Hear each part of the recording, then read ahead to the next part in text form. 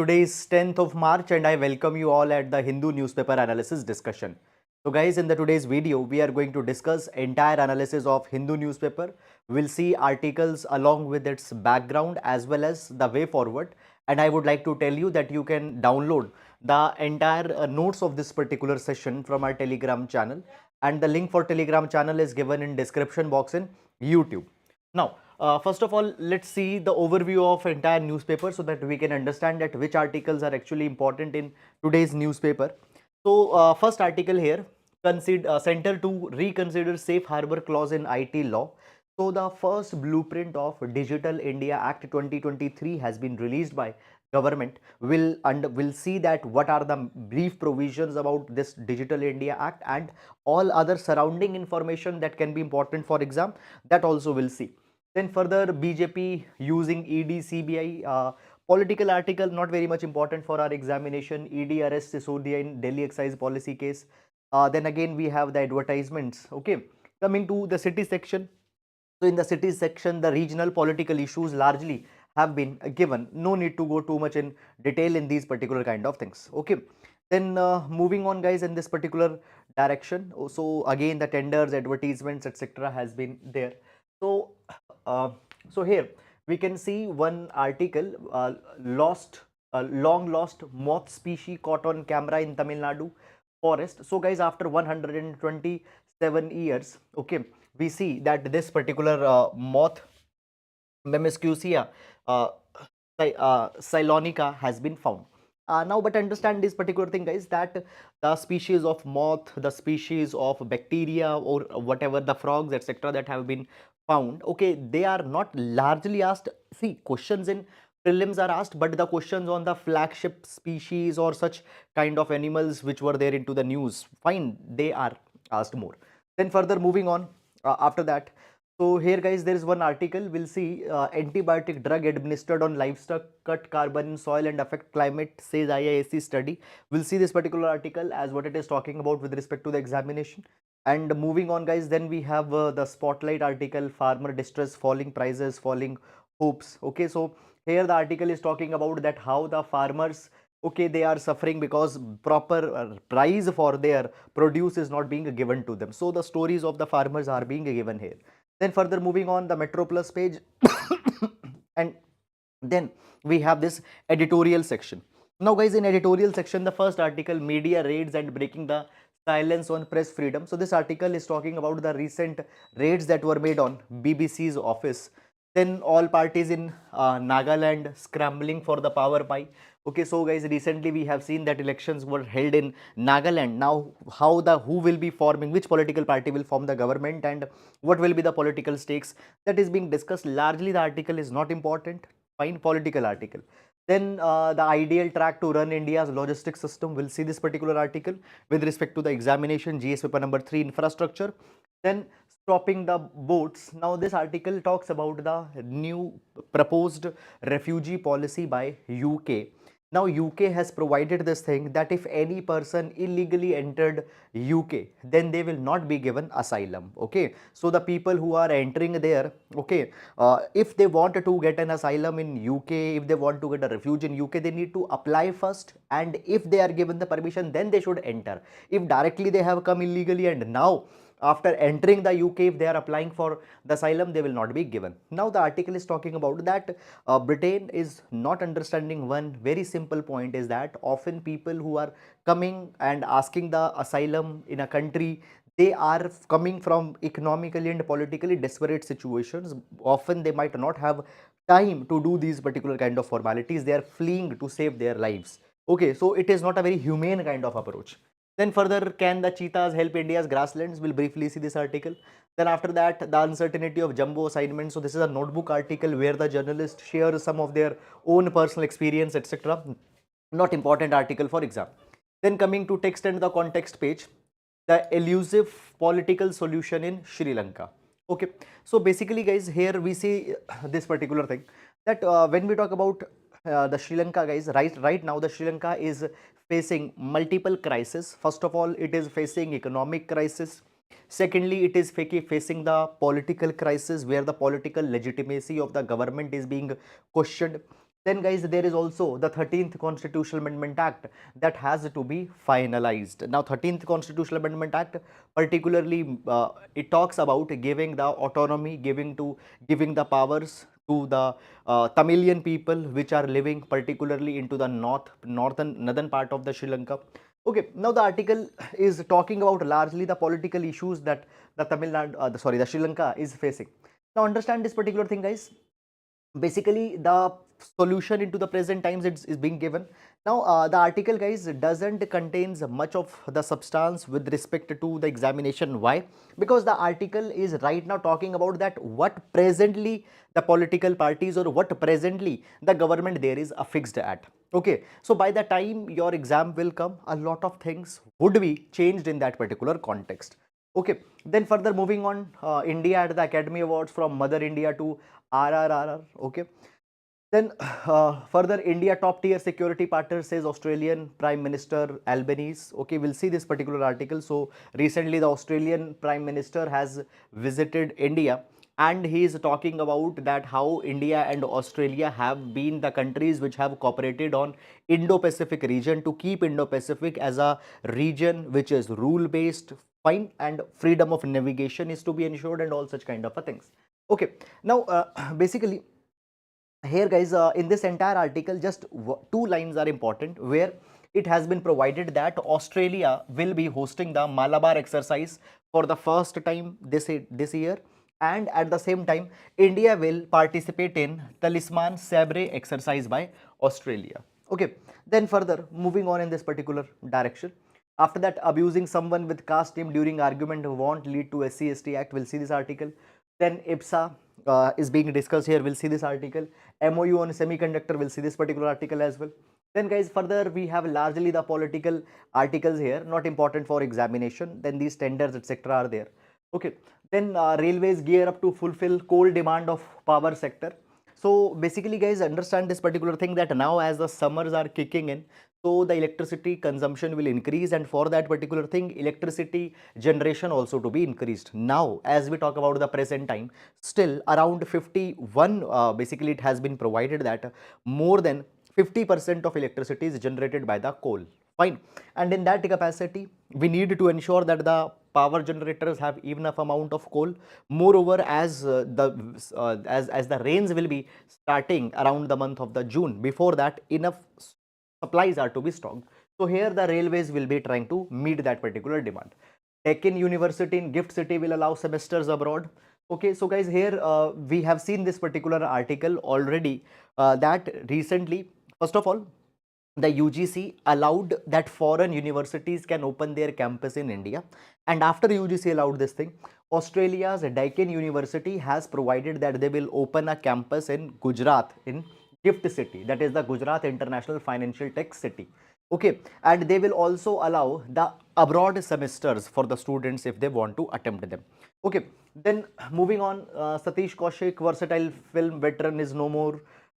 Then Russian missiles barrage slams into Ukrainian cities. Now see, every day you are not required to track the Russia-Ukraine war, which country has fired a missile or what are these things. Every day you are not required to track that particular thing. Okay, after that, Biden raises taxes on rich, fine, for 2024.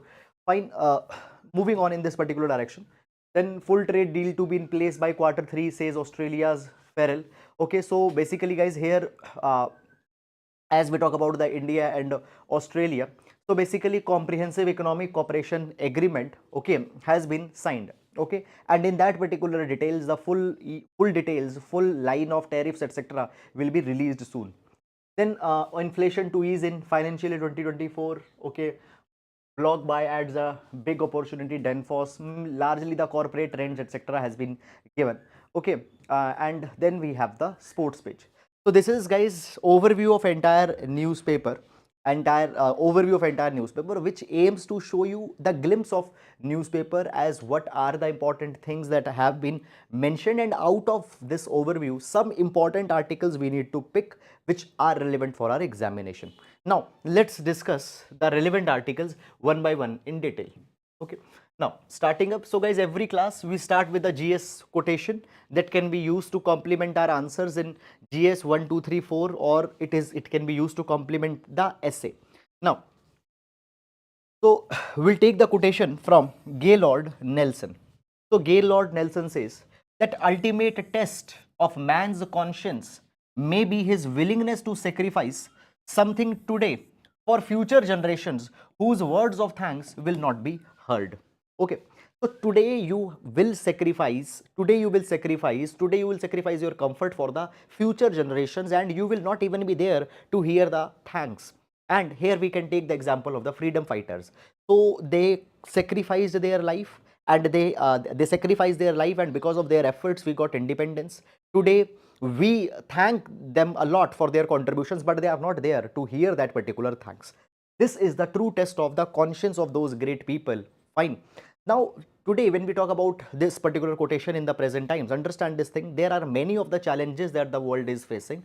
Climate change is a very big challenge that the world is facing. Today we need to take an effort so that the future generations can be safeguarded, and even we will not be there to hear that particular thanks, but we need to take action. This is the true test of our conscience in the today's time. Okay, we can use this particular quotation in for GS paper number 4 ethics, GS paper number 4 ethics, as well as for essay. Now, moving on. Moving on. Okay. So the first article it is a very important article taken from the first page, that is Center to reconsider safe harbor clause in IT law. Center to reconsider safe harbor clause in IT law. Now, guys, understand this particular thing, that when we talk about the cyber space, when we talk about the digital technologies in India, first of all, we have IT Act of 2000. We have IT Act of 2000, which largely deals with the information technology and its related applications. But in these 23 years, a lot of technologies have got changed, a lot of structural transformations have come, and IT Act of 2000 is not able to solve the complex challenges of today. So there is a need that we need a comprehensive IT Act, and in the name of that comprehensive IT Act, now government is going to introduce the Digital India Act 2023. Digital India Act 2023. Now, exactly the entire features fine are not there. The draft will be put into the public domain. Okay, so let's see what are the important things that have been there. First of all, as I was saying, that there are a lot of complex challenges that we are having today. Let's discuss some of these challenges that we are having today, as why we need this new legislation. First of all, guys, today many new types of cyber. Just a minute.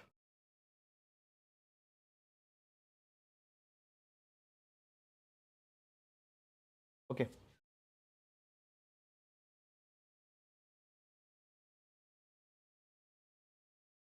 Fine. So today we see that many new type of challenges are emerging. And what are these new type of challenges that are emerging today?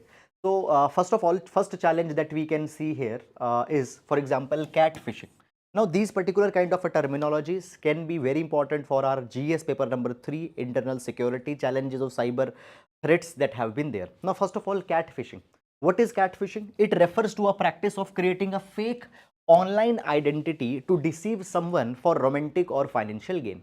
So guys, today you see this particular thing, that many fake identities are created. For example, let's say somebody creates fake profile by my name on Facebook or Instagram and starts to ask money from you. Okay, now you think that I am asking that particular money, but that some other person has made my profile and is asking the money from you. Now this particular act is called as catfishing. Then doxing. Doxing. Now what is doxing? Doxing refers to a exercise of publishing somebody's private information in public domain, so that that particular person's reputation can be impacted, so that that particular person can be shown in a bad light. So let's say that somebody makes a video of me in having some time with my friends and all such kind of a thing, and releasing that particular video or that information in public domain. So that is doxing, releasing some person's private information in the public with a malicious, bad intention. Then the third is a trolling. So what is a trolling? Trolling is an act of post act of provocating inflammatory comments. For example, we see today that there is a lot of toxicity that has come on the social media. If a person is expressing his or her own viewpoint, then a lot of people troll, they abuse that particular person, they write irrelevant messages, they try to bring some irrelevant context out of that particular debate or discussion. So that is a trolling. Then phishing. Now, what is the phishing? Phishing is a practice of obtaining the sensitive information, uh, such as the OTPs, such as the debit card and credit card information from other person, so that some financial fraud can be executed. For example, some people calling you and saying that they are calling from your bank, and your debit card has been blocked. If you want to activate, you need to share an OTP. So they are trying to retrieve your sensitive information so that they can execute a financial fraud. That is phishing. Okay, after that there are cyber bullying, there is cyber hacking. Okay, there is the breach of privacy. Many such kind of new challenges have emerged after 2000 IT Act of 2000. Now, to deal with these complex challenges, we need to have a new type of act, and this new type of act will be the Digital India Act. Now, understand guys this particular thing, that India right now is working on 4 pieces of legislation to make the cyberspace more safe. Now, what are these 4 pieces of legislation which we are taking? Okay, so let me tell you that one by one. Okay, so first of all guys, we already have introduced digital personal data protection bill last year.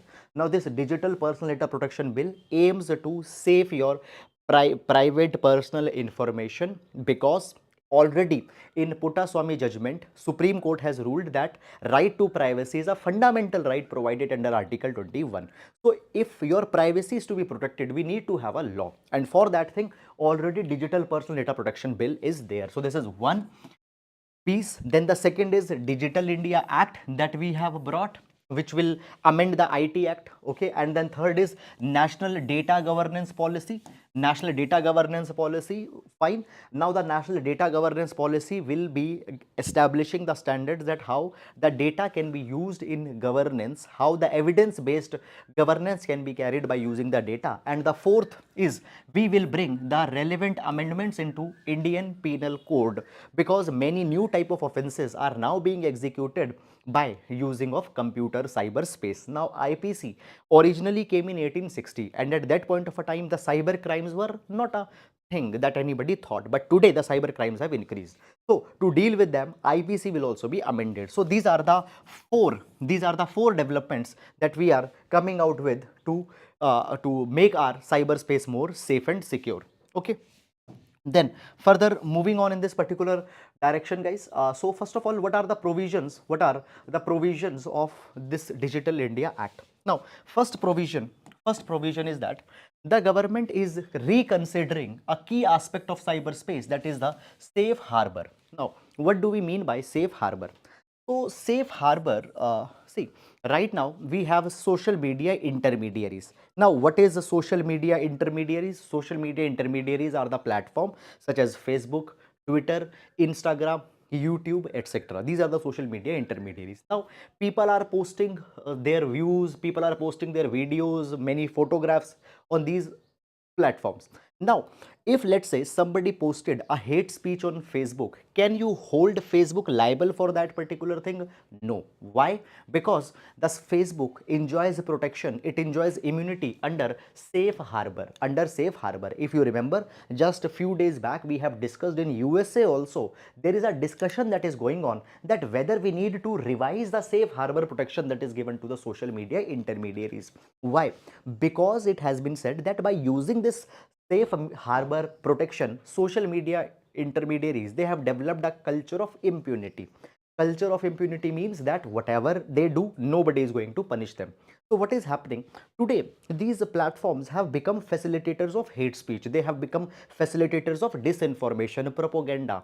And when any question is raised to them, they say that you cannot question us. Why? Because we are protected under the safe harbor protection. So safe harbor protection is given under in the USA also, it is given in India also under the IT Act. So now we are considering that what changes are to be brought in this safe harbor. what changes are to be brought in the safe harbor so that they are regulated, and at the same time they also stay a platform for expressing the thought and speech and expression. Now you just guys see this particular line. It is being said that fundamental speech, the right for fundamental speech cannot be violated by any platform. But there is a case that there should also not be the weaponization of disinformation. And weaponization of disinformation is not the same as free speech. Today, in the name of free speech, disinformation, fake information is being spread, and even the social media intermediaries are not taking any action because they say that we cannot be held responsible. So how to amend that safe harbor, how to regulate the safe harbor, that will be the concern of this Digital India Act. Okay, then fine, and I have explained what do we mean by this the safe harbor. Okay, what do we mean by it? It means that the intermediaries are not responsible for what third parties post on their website. Now one more thing I want to tell you here is that we have tried to regulate safe harbor policy last year also. You might have heard it a lot in the news that we came out with the IT rules 2021. IT rules 2021. Fine. The long version is Information Technology Intermediary Guidelines and Digital Media Ethics Code Rule 2021, but in short form IT Rules 2021.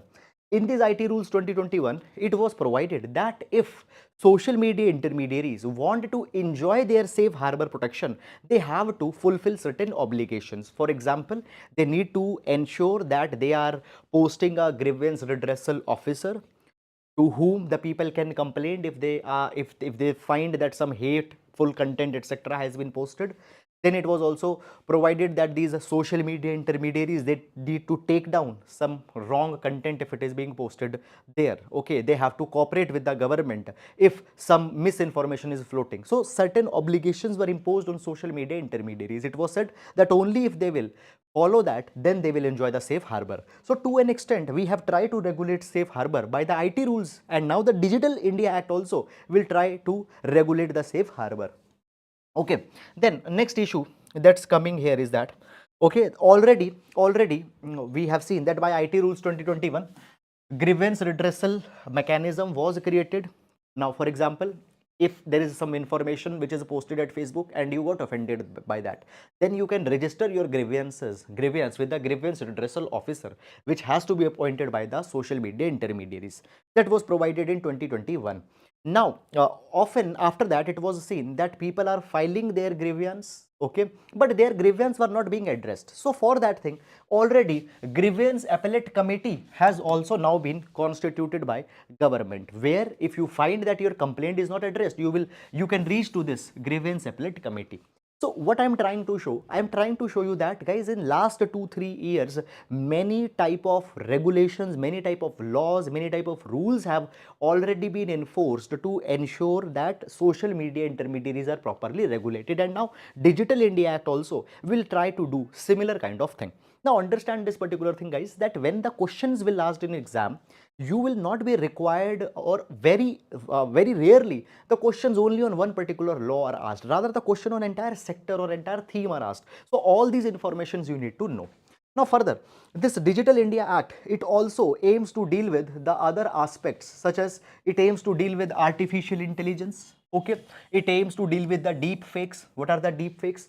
Deep fakes are guys the synthetic media, synthetic videos where people are being shown that they are doing something, they are speaking something which actually they have not done. So these fake synthetic videos are the deep fakes. To regulate them, to regulate cyber crime, okay, all these particular things this Digital India Act will also be taking up. Okay, so the government had put out the digital draft protection bill last year, and now this Digital India Act's draft will be finalized, then it will be presented in parliament, and then there will be the amendments that are going to come, and then finally it will be passed. So till then you need to know the broad themes. You are not required to go and read step by step provisions. Just broad themes are something that you need to see.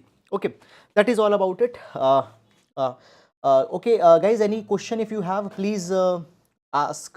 Sir, trolling एक बार और समझ नहीं आया. Trolling. What is a trolling?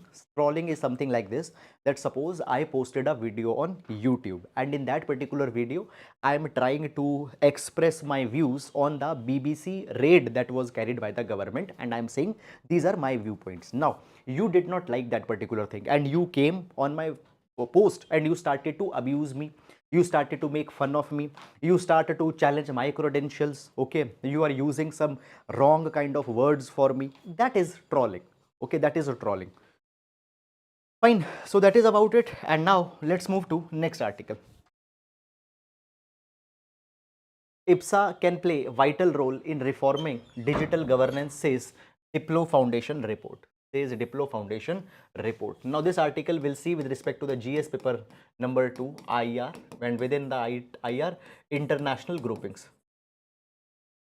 International groupings. Now, international groupings of which India is a part, it happens to be an important topic in our examination.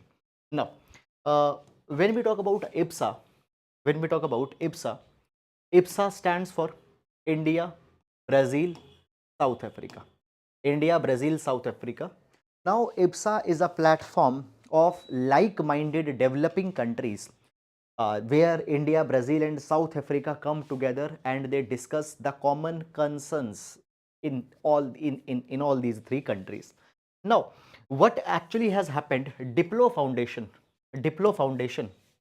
which is a think tank, Diplo Foundation, which is a think tank, it has released a report that how these three countries, that is India, Brazil, and South Africa, can cooperate on digital governance. Fine, can cooperate on digital governance.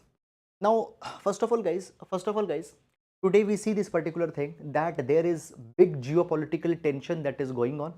Geopolitical tension is going on because we see that a kind of a neo cold war is going to get started. On one hand, there is a China and Russia. Russia has attacked Ukraine, and since that particular thing, West has come against Russia. So on one hand, West including the US is there, on another hand Russia is there, and now Russia is getting supported by China. So there again we see that there are kind of the opposing poles that have got developed. Okay, now basically because of these geopolitical tension, there is also, guys, a kind of a digital geopolitical tension that is also coming. What is this digital geopolitical tension? First of all, let me tell you about that particular thing. So first of all, guys, you might have known this particular thing, that or you might have seen this particular thing also uh, elsewhere on the YouTube, that when we talk about internet, now to make internet functional, there are large number of submarine cables that pass through the ocean. Okay, there are large number of submarine cables, physical wires are there that have been laid between the countries, and through these physical wires a lot of data is getting transmitted. Okay, now these submarine cables are to be repaired, these submarine cables are to be upgraded, okay, from time to time. And here China and USA plays a very important role. But now, because of geopolitical tensions going on between Russia and China and USA, what is happening? Submarine cables protection, their upgradation, their repairing, in this particular front also cooperation has broken down. Moreover, on satellites, okay, now for lot of information sharing, communication satellites are being used. Now on the satellite cooperation also, it has fallen between USA and China, Russia, fine. And even onto the production of semiconductors also, there is a lot of issue. We know this particular thing, guys, that the semiconductors today play a very important role in electronics industry, but large number of semiconductor development capabilities in China. Okay, and it has been said that the China has tried to go for trade weaponization. Deliberately, they have used this particular prowess for their own purpose. Okay, now, moving on. So there are a lot of crises that are going on, and if these crises are not resolved, then digital, then the information sharing, etc., will be impacted. Now here, digital governance can be carried forward by three countries, that is India, Brazil, and South Africa. This is the proposal. This is the proposal that has been given by this Diplo Foundation report. Okay, so I hope that you have understood it. Now moving on. So basically, the article is talking about that These three countries, that is India, Brazil and South Africa, they have formed a strong tripartite forum, and this particular forum can play a very important role in reforming digital governance, okay, the rules of the digital governance, okay, common issues that are coming with respect to the digitization, these three countries can take up. Now, it has been said that during this time when digital political tensions are going on, Russia and USA and China are not agreeing on a single point. IPSA countries can be the harbinger, can be the facilitators of cooperation in present times. Now, IPSA countries, they have always been the supporters of multilateralism. They are always the supporter of multi-stakeholders approach. And here, India particularly, guys, India particularly has a peculiar advantage. Why? Number one, India itself is a vibrant digital economy. India is itself a vibrant digital economy. Now, guys, when we talk about India, okay, a lot of important and meaningful digital reforms have been taken by India. For example, India's Aadhaar for example, India's Aadhaar biometric ID system that we are using for rolling out the subsidies to people, for rolling out the DBT, direct benefit transfer to the people, the Aadhaar ID that we are using, it is being appreciated around the world.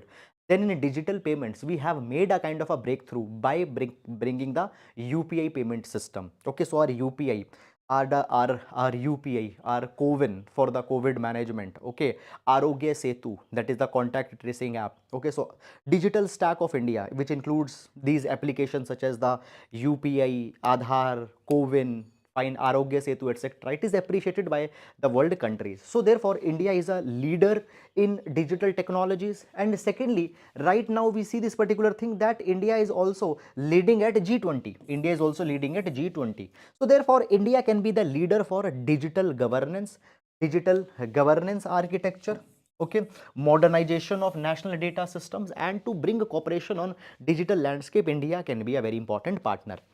But at the same time, guys, as we are talking about the empowerment that can be brought by the digitization, there are certain challenges also that are there, and these challenges are also to be tackled very carefully. For example, with increasing digitization, there are many challenges that are coming. For example, number one, it can exacerbate the societal tensions.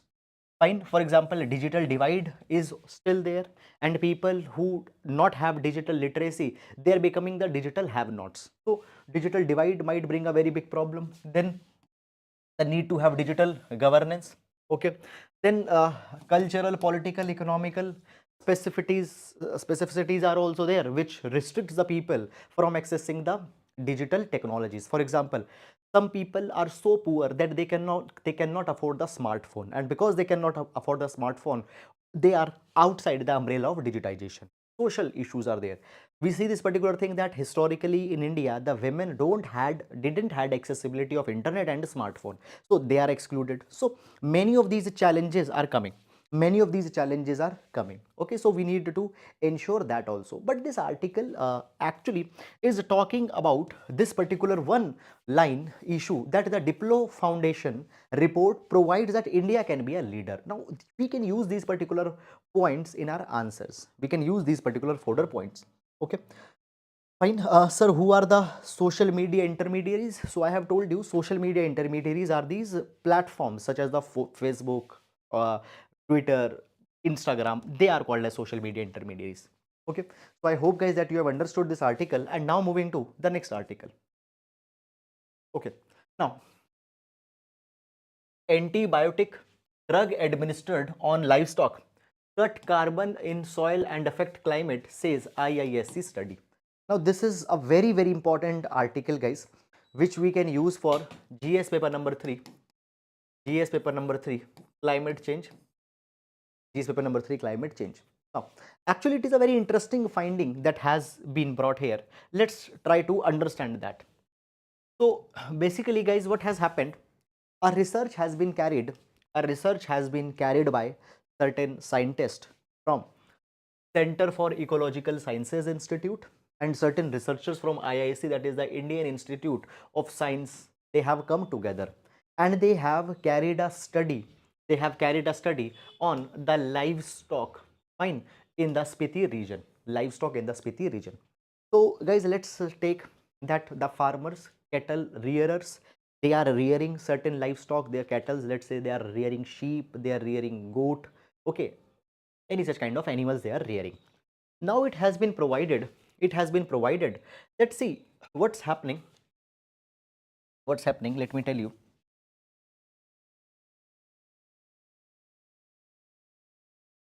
See, let's say there is a grazing ground. There is a grazing ground, and on this grazing ground, there is the grass that has grown. Okay.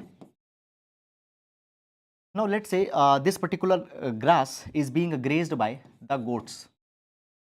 It is grazed by the goats. Now, these goats are the domesticated goats. These goats are the domesticated goats. They are grazing this particular grass. Okay. Then the grass, let's say, is also being grazed by, let's say, the yak, or let's say there is also some more variety of wild goat. There is more variety of wild goat.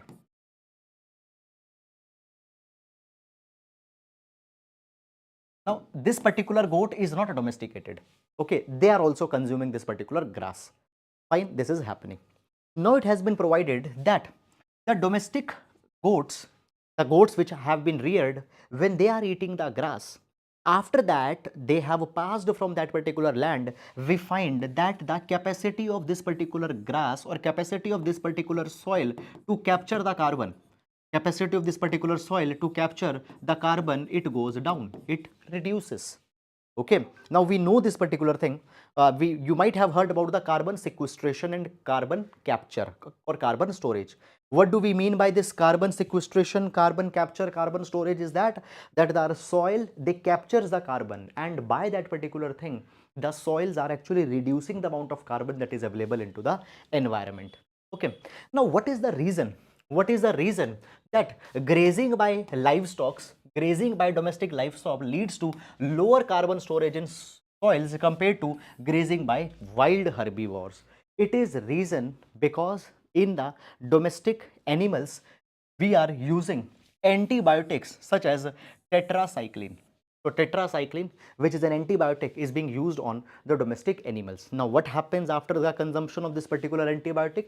So it's being provided that when they consume that antibiotic, and uh, when they are urinating on the soil, when they are when basically what is happening when they are urinating, okay, on that particular soil, or through by their cow dung, what is happening, these antibiotics are released into that soil, and there they impact the microbial communities in the soil, and the microbial communities which are responsible for capture of carbon, they gets impacted, and then they are not able to capture the carbon as they can do if they are not impacted by this cow, this dung or this urine. Okay, now when we talk about the wild animals, these wild animals are not being injected with these antibiotics, so therefore their cow, their dung and their urine is not impacting the soil, but the dung and urine of the soils who the dung and the urine of the animals who have been given these antibiotics, they are impacting the soil.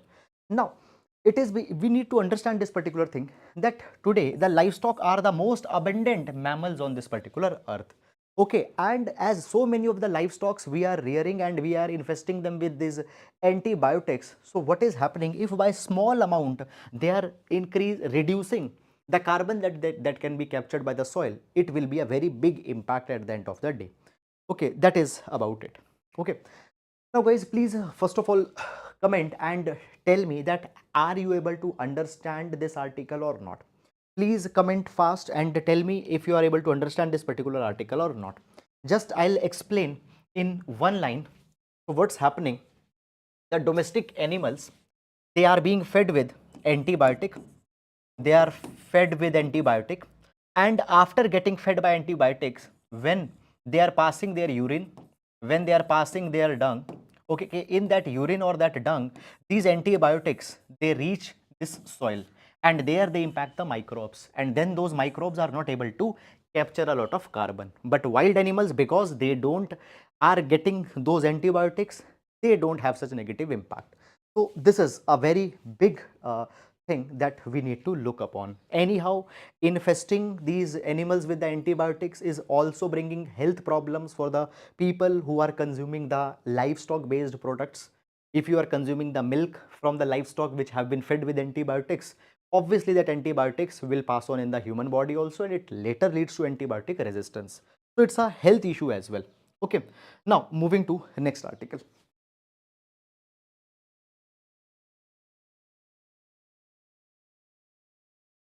The ideal track, the ideal track to run India's logistics system.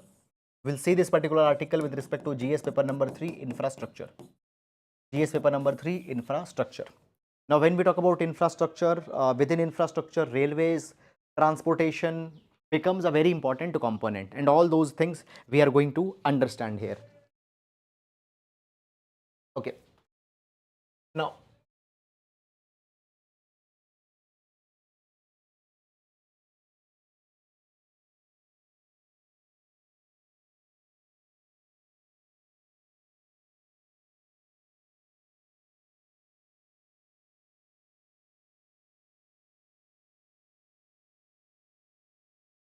okay. So, guys, this particular article is actually talking about this article is talking about that today a lot of transportation, a lot of logistics, they are being carried by roads rather than the railways. So what are challenges in railways? What are the issues in railways that we need to address? All these particular things we are going to discuss here. First of all, guys, if you know already, Prime Minister has announced the PM Gati Shakti National Master Plan. Now, what is this PM Gati Shakti? Under this PM Gati Shakti, there is an idea that around 1 lakh crore rupees will be invested for building the infrastructure. And by building that particular infrastructure, number one, connectivity, transportation, logistics will be improved. And secondly, when this particular infrastructure is being built, it will also lead to creation of many of the employment opportunities. And under Pradhan Mantri Gati Shakti Master Plan, we aim to develop infrastructure pertaining to the road, railways, airport, ports, mass transport, waterways, logistics. On all the angles, infrastructure will be developed. Okay, and railways also is a very important component. Here, government will be bringing certain investment and private sector will also be bringing certain investments. Is it clear or not? That is certain things that we are going to do. Now, this particular budget 2023, government has given certain money for the PM Gati Shakti National Plan, and around 2.4 lakh crore rupees have been given specifically for Indian Railways. 2.4 lakh crore rupees have been given for Indian Railways. Now, the article is talking about that actually Indian Railways can be a where it is an important component of logistics, important component of transportation, but if it is underutilized, okay, we are still dependent a lot for transportation on roadways through trucks, okay, which is environmentally not sustainable, economically also it is expensive. Now, so when we talk about railways, it offers an efficient and economic model of logistic, fine goods movement, and under PM Gati Shakti, fine. When we talk about it, it will bring the ministries, railways, roadways, and all other ministries together. And one more important component I'm telling you about PM Gati Shakti is that basically railways, roadways, other ministries, state governments, they all will come together. Bharatmala, Sagarmala, inland waterways, dry land ports, Udan, everything will come under the Gati Shakti. Now, when we talk about the transportation in India, road transformation versus railway transportation, railway freight movement. So today the freight movement, cargo movement is skewed towards roads.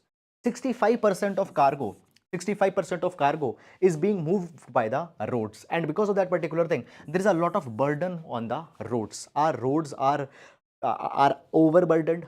You might be knowing this particular thing, guys, that every year 5 lakh road accidents are there in India, out of which 1.5 lakh people die, and majority of these road accidents are happening on the national highways because of the congestion of these highways, because of the overburdening of these highways. Moreover, it leads to problems such as the pollution, okay. It also increases the cost, fine, which is not very much efficient. Now, when we talk about the different modes of the transportation, and when we compare the road transportation with the rail transportation, so the road transportation cost are twice than the railway cost. So if you want to move a container from Delhi to Mumbai, if it takes 50,000 rupees fine, by road, then it can be done only in 25,000 rupees if you are using the railways. Okay, that is one very big reason. Now the question comes that, okay, if it is cheap, then why people are not using the railway networks, why they are using the road networks? There are many problems. So Indian Railways faces infrastructure, operational and connectivity challenges. Now what are these challenges? First of all, we see this particular thing, guys, that a lot of time is wasted in pre-movement and post-movement procedural delays. Okay, for example, if I want to move my cargo container from Delhi to Mumbai, I need to book a railway wagon, I need to book a railway coach compartment, a railway wagon. Then a lot of clearances are to be done, a lot of documentation are to be done before I put my cargo on rail. Then if I need to unload my cargo at Mumbai, then there will be a lot of documentation, lot of formalities, lot of compliances that will be there. Okay, so wagon placement, loading, unloading. Okay, now this particular thing makes this entire exercise very delayed. Okay, it delays the entire exercise. Then after that, we also see that there is the lack of necessary terminal infrastructure. So on the terminal for handling the cargo, infrastructure is not there. Let's say that my cargo reached Mumbai, okay, and I wanted to store my cargo there for 2-3 days. Okay, let's say guys, let's say I have to transport my cargo to Dubai. Now what I will do, I will first ship my cargo from Delhi to Mumbai JNPT terminal port, and from their port my cargo will go to Dubai by ship. Now let's say I put my cargo on railway, on a train. Now the train reached Mumbai, let's say on 15th, but my ship will reach at 17th and will go back on 18th. Now from 15 to 17, 2 days I need to store my cargo, but at railway there is no infrastructure to store that particular cargo. So what people are doing, people are not choosing the railway, rather they are choosing the trucks for that particular kind of a transportation. So there is there is a lack of terminal infrastructure, maintenance of good sheds, find places where the goods are kept, they are not properly maintained, warehouses are not there, supply of wagons, fine wagons, the railway wagons are not there. After that, there is also the absence of integrated first and last mile connectivity by rail. Okay, now suppose for example Delhi, let's say Delhi, I am situated in, let's say, old Delhi, or let's say in Delhi I am situated in Okhla. Okay, now from here I need to transport my goods, let's say, to the New Delhi railway station. New Delhi railway station. Now this is the first mile connectivity. Now this train, let's say, will take my goods to Mumbai, and from Mumbai I need it at a particular place in Mumbai. Now this is the last mile connectivity. Now if I have truck will directly come at my place and will go there. But if I need to use railways, then the first mile connectivity and last mile connectivity, it's a big challenge and it will take a lot of cost as well. So this is one very big issue that's there. Okay. Now the article is talking about that we actually have taken a lot of important initiatives, but still lot more has to be done in this particular direction. First of all, guys, we are coming with dedicated freight corridors on eastern and western sector. Now understand a lot of problem is there, that many times movement by train is very delayed. Okay, it is very slow. So for that particular thing, dedicated freight corridors are coming up. Okay, fine, which will ease the pressure on the railway line and which will make the movement by railways faster. Then secondly, guys, Indian Railways need to focus on improving the infrastructure. Okay, and for that particular thing, policies are to be corrected. For that particular thing, private sector is also to be brought, so that warehousing, sheds and basic machinery that is needed for loading and unloading, it can be deployed. That is something that is needed. Then there is also need of establishing a special entity under the railways to handle intermodal logistics. Okay, now what is intermodal logistics? Now I have just used one example. Suppose I am in Okhla in Delhi, and from here I need to move my goods to Dubai. Okay, now what will happen? First of all, let's say I need a truck which will transport my goods from Okhla to New Delhi railway station. Then from New Delhi railway station, it will go to Mumbai. Then from Mumbai railway station, those goods are needed to be transported to the port, Mumbai port. And from Mumbai port, they will be loaded on a ship, and then ship will sail.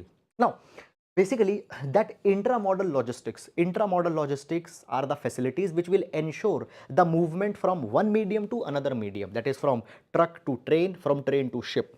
So the railways need to develop the intermodal logistic capability, and for that they can partner with the private sector also. By this particular thing, first mile connectivity challenge, last mile connectivity challenge, all will be resolved. Then next thing is that we also need to bring an Uber like model for cargo wagons. Now see this thing, today you can open your application such as Uber and Ola, and you can order a taxi online.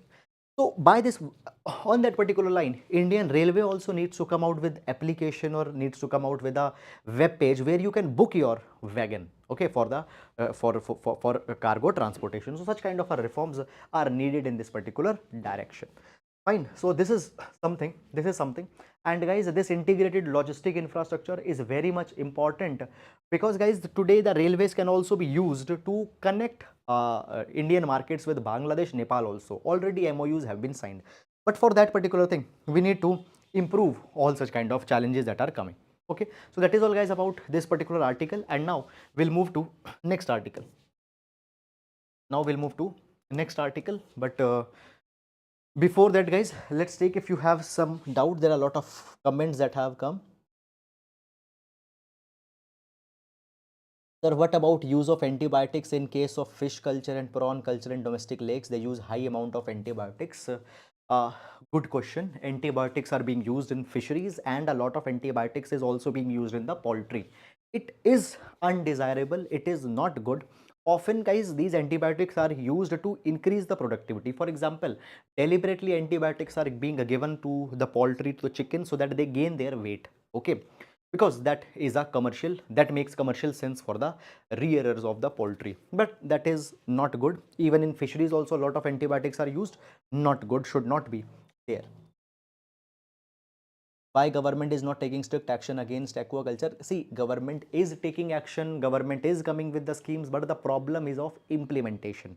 A lot of fisheries sector in India, poultry sector in India, they are unorganized. Okay, and because they are unorganized, often imposing compliances on them, it becomes difficult.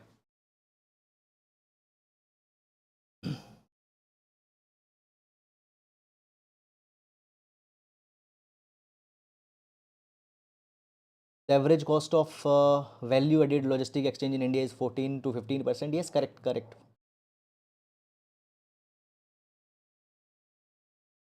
Can Indian Railways introduce and allow public-private partnership in order to ease a sort of connection issues? Yes, Krishnamurthy, obviously that should be done, and even that particular thing is being recommended in the article as well. Fine, fine. So it is mentioned in the article as well. Now, moving on and taking the article, can the cheetahs help India's grasslands? Can the cheetahs help India's grassland?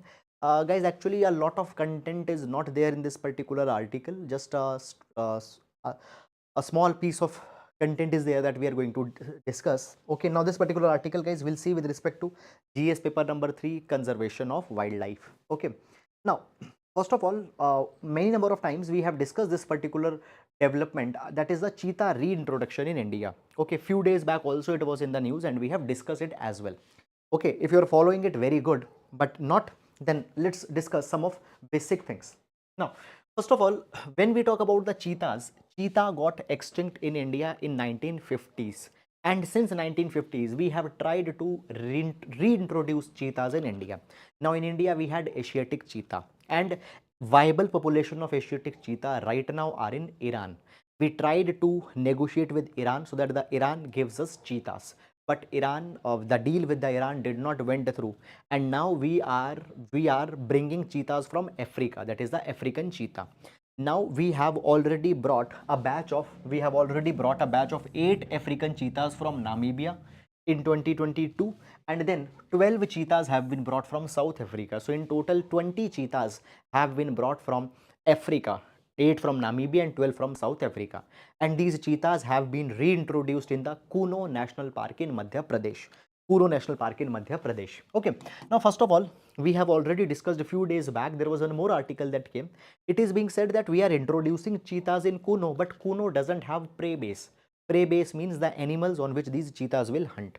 So it was said that they need to be sent to other protected areas as well. Now, the article is saying that today we want to build a self-sustaining population of cheetahs in Madhya Pradesh. We want to ensure that the cheetahs should thrive, and cheetahs should not only thrive, rather they should be able to reproduce also, so that the viable populations in the long term of cheetah can be ensured. Now, the article is saying this particular thing, that in ecology nothing is linear. Animals have to survive and then they have to reproduce, so that there is a self-sustaining population. Now, it's being said that we are bringing cheetahs in India so that they can keep the health of grassland in check. Now, first of all, when we talk about cheetahs, guys, cheetahs, they thrive in grassland. They need big empty spaces because they run very fast and they prefer that particular kind of ecology. Now, when we talk about cheetahs in Africa, there are the savanna grasslands. Okay, in Africa there are the savanna grasslands where the cheetahs have lived, but in India we don't have the big stretches of grassland like savannas, but we still have certain woodlands, we still have open areas, we still have grasslands around Madhya Pradesh. So there we have introduced it. Now it has been provided that if cheetahs will be there, then these grasslands will not be over exploited by developmental activity, by the infrastructure projects. Okay, the health of the grassland will be ensured. How the health of the grassland will be ensured? Let me give you an example. So uh, many species are used as an indicator species. For example, gangetic dolphin. So it is said that if gangetic dolphin is in viable numbers in the Ganges, we can say that the water is clean, the health of the river is good. That is the reason that the dolphin is surviving there. So if the cheetahs are surviving, we can say that the health of the grassland is good. There is enough number of prey base, there is enough number of supporting ecosystem of these cheetahs. And because cheetahs will be there, unnecessary development will not be brought there, unnecessary infrastructure will not be brought there. And if cheetahs are there, then the other populations such as the deer, chinkara, okay, we also need to ensure that they are viable there. So it has been said that cheetah is the marker of the grassland health. Okay, this is something that is one viewpoint, but other viewpoint that is being provided here, is that we deliberately don't only need cheetahs to ensure the health of the ecosystem, but rather when we are introducing the big renewable energy projects, for the big renewable energy projects also we need to have a big land pieces such as the grasslands also. So just by bringing those infrastructural projects which need such big land spaces, by that also this region can be conserved. That is one other viewpoint that is being given. So this is, guys, the viewpoints in both of the directions that we have. Okay, so that is all about it. Beyond that, nothing much is given in this particular article. Now moving to next article. Okay, media raids and breaking silence on press freedom. uh, Now, guys, this particular article actually is talking about the recent raids that have been made on BBC's office. So you might be knowing this thing, that recently BBC had premiered a documentary series on the Prime Minister of India, and it was said that the documentary has shown the Prime Minister in a bad light, and because of that particular thing the documentary got banned in India. And many people are connecting the dots now. They are saying that the raids on the BBC office is because of that documentary that got released.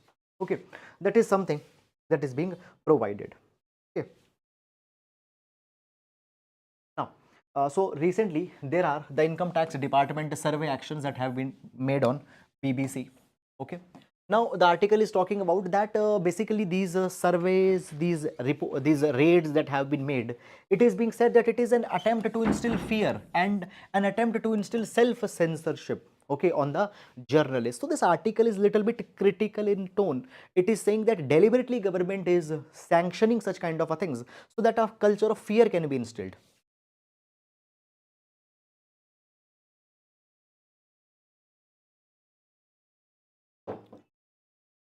Now, further moving on, it is being said that since 2018, there are the 10 instances of device searches that impact press freedom. What are the device searches?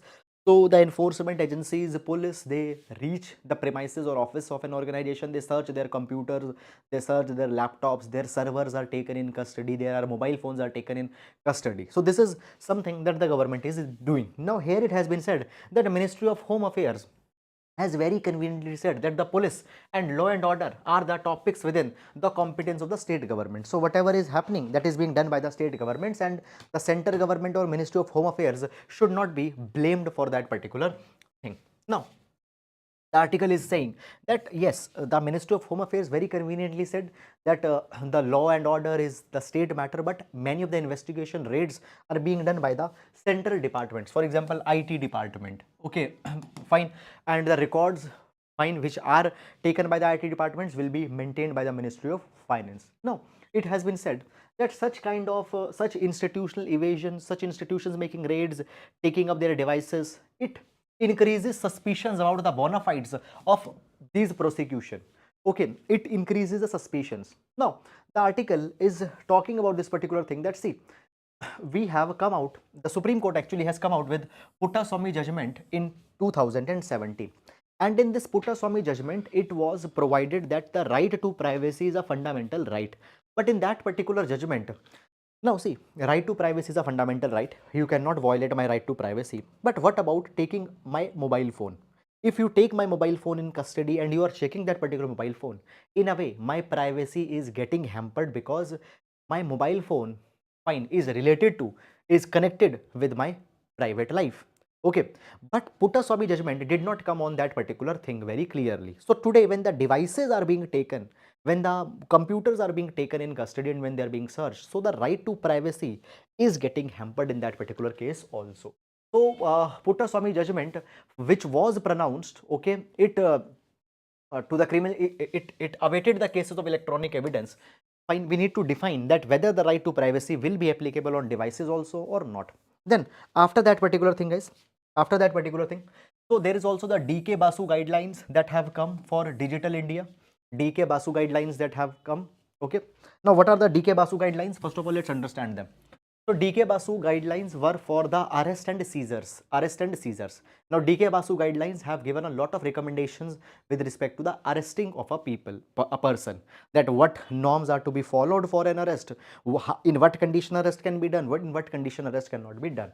Okay. Now these conditionalities on arrest, these conditionalities are also applicable on the seizures of the devices also. So the point is that Supreme Court should come in between and should explain that in what cases seizures can be done, in what cases seizures cannot be done, what is acceptable, what is not acceptable, and even the central agencies and government should be responsible in this particular matter. Okay. That is all, guys, about this particular article. I hope that you have understood it. And now moving to the next article. Abusing someone with caste name during argument won't lead to SC/ST Act case, High Court. Now, guys, actually what has happened, Odisha High Court has come out with a judgment, and in this judgment, it has provided that, see, first of all, you need to know that there is Scheduled Caste and Scheduled Tribe Prevention of Atrocities Act. Fine. Scheduled Caste, Scheduled Tribe Prevention of Atrocities Act. Now, this particular act provides that any reference to a person who belongs to the scheduled, we have article number 17, which talks about the abolition of untouchability. Now, guys, it has been provided that many number of times people are called certain caste names, people are called by certain references because they belong to a particular caste, and calling by them by those names, it is simply to humiliate that particular person. Now, those, in such kind of a cases, protection has been given to the members of the scheduled caste and scheduled tribes. So we have Scheduled Caste, Scheduled Tribe Prevention of Atrocities Act. Under this particular act, if any attempt has been made to humiliate a person of SC/ST community, then a case can be filed against them. Okay, and in the past it has been happened by that, just if a person is being called by the caste name, the cases have been filed under the SC/ST Act against the people who are calling by those names. Now, in this particular capacity, it has been provided by the Odisha High Court that abusing someone with the name of their caste or uttering the caste name suddenly during an exchange will not be sufficient to establish an offense under SC/ST Act. The offense will be there only if there is an intention to humiliate the person by calling that caste. So just using the caste in an argument, fine, will not lead to a case, will not lead to an offense. Only if there is a attempt to humiliate, then it will lead to the offense. So this is something that has come. Okay. Now guys, now this particular article is talking about the case that when a person was called by the caste and all such kind of things. But beyond this, you are not required to go in this article. MOU in semiconductor will help India play bigger role in electronics supply chain USA. So guys, basically there are two big developments that are happening. Number one development is that recently Air India has decided to procure 220 Boeing aircrafts. Okay, 220 Boeing aircrafts. Now, this is one thing, and USA is saying that by this particular development, a lot of jobs will be created in USA. Second issue that is coming here is that, guys, semiconductors. Right now we know this particular thing. Semiconductors are very important component in electronics industry, and a large number of semiconductors are manufactured in Taiwan and China. But right now the USA wants to reduce its dependence from China. So therefore it wants to procure semiconductors from any other country than China.